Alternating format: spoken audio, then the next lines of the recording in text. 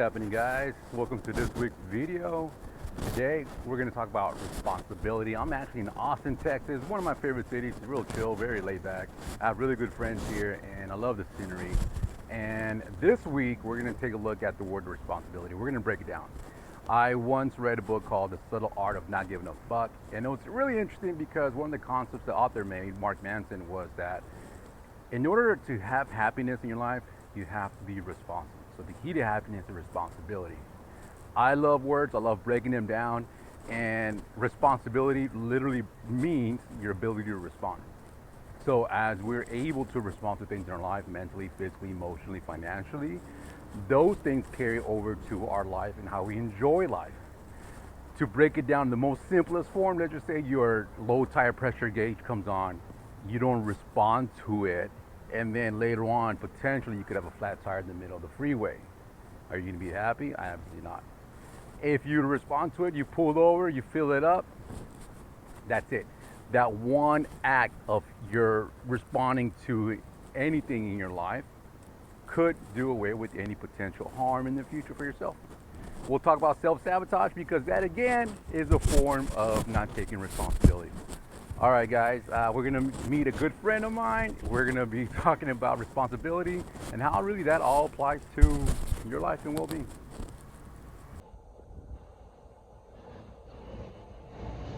What's up, guys? Here in Austin, Texas. So really excited to be here because one of my really good friends lives here in Austin. He's actually been in the sobriety journey of no alcohol for over a year and a half.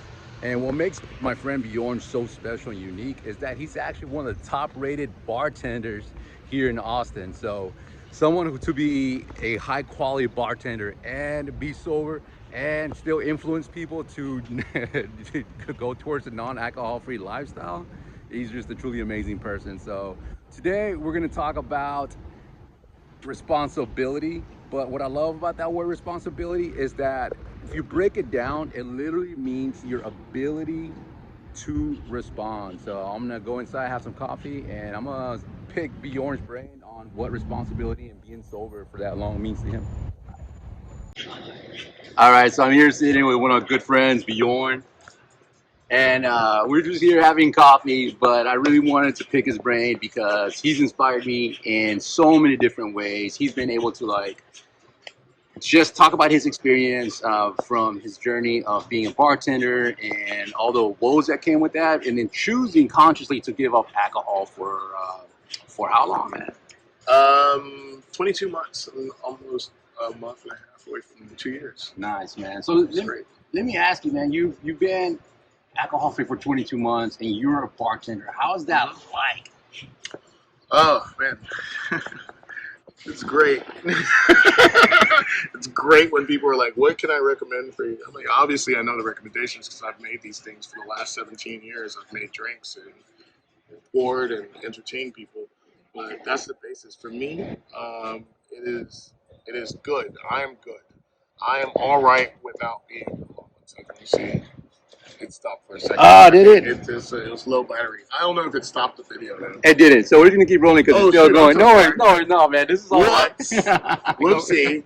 Trying to be a director here. Yeah, go for it, bro. But yeah, for me, it it was pretty hard. I transitioned into managerial and uh, more of a beverage director role prior to the pandemic. So I was in charge of people, which is actually a lot more stressful than it is just being behind that bar bartending because I'm in charge of bodies. And I didn't really have time to think. I always have people just arguing with each other and all sorts of stuff. And it was a different lifestyle. And I just became sober at that point when it happened. So it was hard to cope at first. And I think we were talking earlier, and I said, I was sober. I hadn't reached recovery yet. I was just not drinking. So there would be nights I would still think about drinking. I would finish up work and I'd be like, man, dude, I would kill for a beer and a shot right now just to kind of alleviate that. But that was a habit that I built over the 17 years of being in the industry. And it's not the industry that caused it. I actually had to come to this point where I realized that I already had addiction in me. It was just reinforced by the habits I had built in the industry. There's plenty of people that are sober that are Yeah. chefs and bartenders and servers, but the majority of us are not, and our mental health is not something that we focus on. So I built up these habits, and that's something that's still readily horrible in our industry. Yeah, I hear you. So I had to get to a point where the pandemic actually kind of helped me, like take me away from work. I Yeah. became a lot more thoughtful to myself. I became a lot more aware of myself, and then I experienced recovery about that 6-7 month period. Then I was like literally working on myself, repairing myself, as I say. So let me ask you, because the topic is responsibility and going alcohol free and having seen your life, and how does the word responsibility and being able to respond to what your life had changed itself into, or how did you finally say, man, I'm taking responsibility of my life? Well, for one thing, I got sick and tired. Like I told you, like I had to. I knew I had hit plenty of rock bottoms. Um, I got a PI and a DUI in the same month. You get all these red flags, you get all the things, they all happen, and sometimes some people are lucky enough to make it out of it. I made it out of it, and I still didn't learn. I had a device in my car, and I was still fucking drinking, and I was still doing things that I didn't need to do. And the universe, you know, talked to me uniquely one day and told me, it's like I felt it. I was like, I'm tired. Like I knew that it would end badly if I kept indulging the way I was indulging. Got it. And also, I had the most beautiful signs. I talked about it earlier. I kept seeing over the years just people that I used to be around that were 2 years sober, 3 years sober. So when you talk about responsibility, them people being responsible of their things and acknowledging things and saying things out loud, like seeing that on social media, let me know that, man, dude, it is possible. It's possible to be sober. Like, Right. it's possible for me to get out of this shit. Yeah. And I'm thankful for that. I'm thankful, and that's where now, like, I stay on the side of, like, I'm super vocal about shit because, like, it is respond to be responsible is to be as actively talking about how sobriety has shaped my life for the better. Clarity has made my life better. Um, Temperance is not an easy thing, and I'm not some unique case.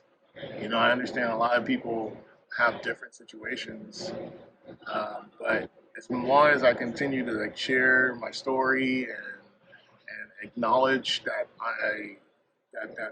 I'm an alcoholic and that a lot of things that plague this my industry and just regular people in Right. general, it's like as long as I acknowledge that it's something that is needs to be talked about and it needs to be confronted, that it'll help other people out. I'll help other people out by acknowledging it, by talking about it. So I feel like a lot of people are just scared to talk about these sort of topics because they feel like it's a personal thing. And sure, for certain people, yeah, it's personal. You can keep it personal. I'm not active in AA. We talked about it earlier. I need to be. I think it's a great program. No knock on it. I have another program that I'm in. Let me ask you. Yeah. You've been sober for going on for almost basically 2 years. Almost 2 years.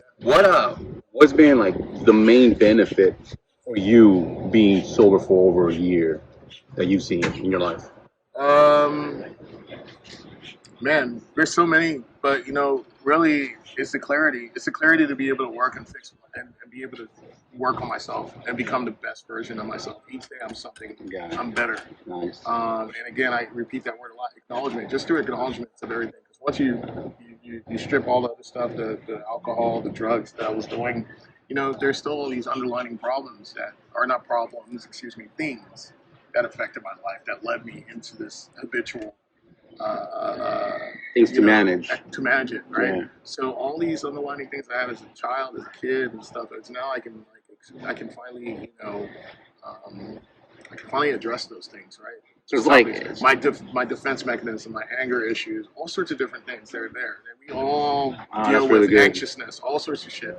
I'm willing to like be here, present, and actually deal with that shit now. Nice. It ain't fucking easy. Right. Again, like I repeat, it is not easy. Like just because you stop drinking and stop doing drugs, like life doesn't all of a sudden turn into this fucking wonderful, Good point. you know, full drink. But it is a lot less problematic.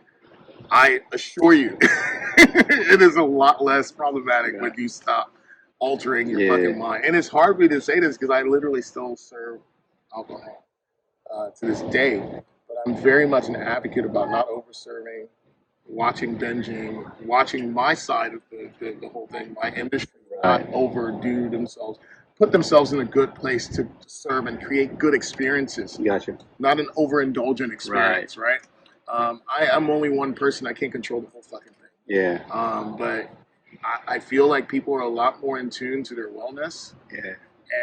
And in tune to creating positive spaces and great spaces for people. And as long as we keep working on that kind of stuff, I think you can still enjoy your life and do what it is you want to do. Sure. You can go out, I want to drink a non-alcoholic cocktail. I want to fucking experience just like someone else. Yeah, that's true. Yeah. You know, like yeah. I want to be able to Beyond provide the same inclusion Yeah. that I give to certain people who still Man, drink, that's a right? really good point. So like it's the duality of it all. I talk about it a lot, and as long as I can handle it right now, I'll handle it. That's also another thing I tell people in the industry. You know, a lot of people have left the industry because of the pandemic, and just tired. You know, sometimes you get treated wrong, whether you're in the back house or not. And I'm not saying this is that the industry is a bad thing. It's just it is a tough thing to be in. So people have left it, but people love to go out. People do love have to go, coffee, drinks, go to shows, go to a bar, restaurant. You know, you want these experiences. Enjoy life. But then, like, you start to realize, like, when the pandemic happened, you realize how much you really, really, really love that shit.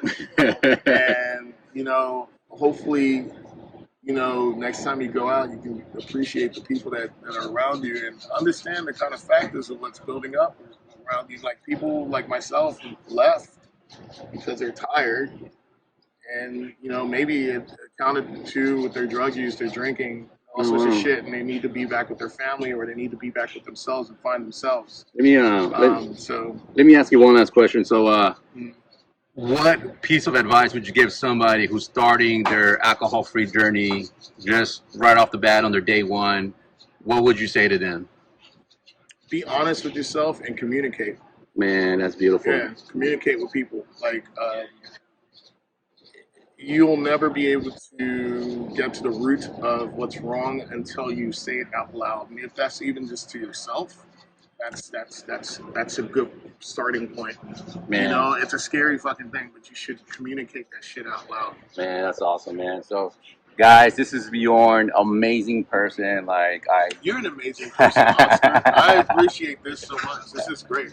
Yeah, so this is just we're huge advocates of having our voice, but really realizing how much our voice has power, and really, I think just sitting here with him for this past hour and a half, really acknowledging that the journey that we've been through, as sharing that, we can actually inspire others, and that has power for them to have power. So it's like just voltage on top of voltage of people, and it's reaffirming. Yeah, and Bjorn's an amazing person, and I'm excited to be sharing this with you guys. All right, guys.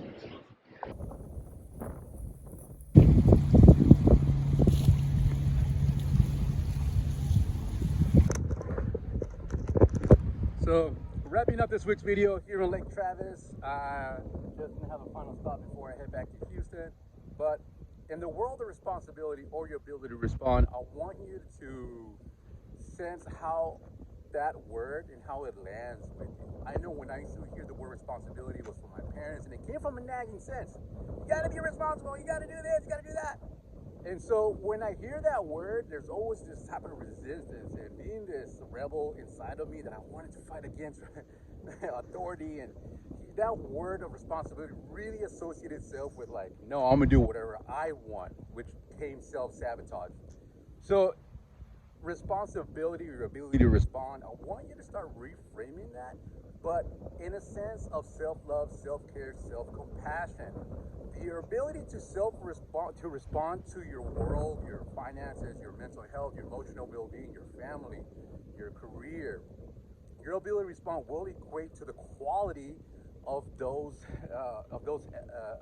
attributes around your life.